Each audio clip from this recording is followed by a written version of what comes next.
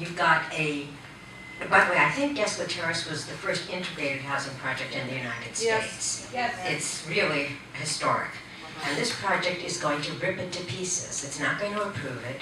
And what I find kind of astounding is that the rationale for doing it is that the houses need repair. So what you're doing is letting developers, who by the way are unnamed, we have tried to find out who the developers are, but it appears there's a veil of silence around them, or a shroud or a cone or something. Nobody can know who they are. So these developers are working with SHA, and hopefully now they're hoping to work with the city council, because they do need your approval, to rip up this community that needs repair. Bruce, you may call it bare minimum, but I don't think keeping those houses in repair and keeping, things working, etc., for not only an historic, but a still viable and still important project down there is going to be, that's not bare minimum, that's good maintenance, that's good neighbor, that's being a good city council member.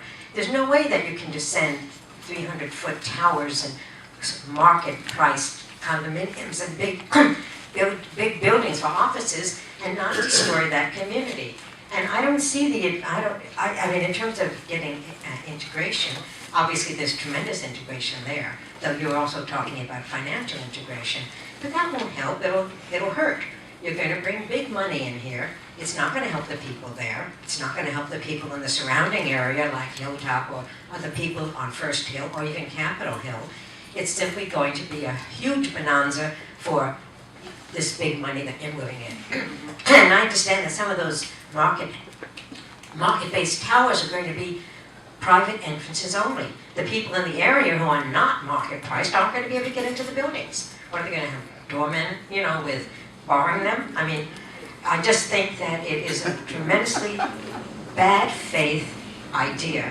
And you guys can say their hearts are in the right place, or this has to happen, or that has to happen, but nothing has to happen unless there's some really strong enforcement in place. And from what you have said, we know that promises don't mean anything. No. They don't mean anything. So you could say, oh, they've got to have to do this, or they're going to have to do that, but they don't have to do it unless there's something you guys do that make them have to do it. And so I don't see why you should sweep away a whole community that's viable and thriving and essential, as Genoa said, our Ellis Island, for the benefit of some, big buck guys and some people who, want to live in market housing. That's all I have to say. Well said. Well said.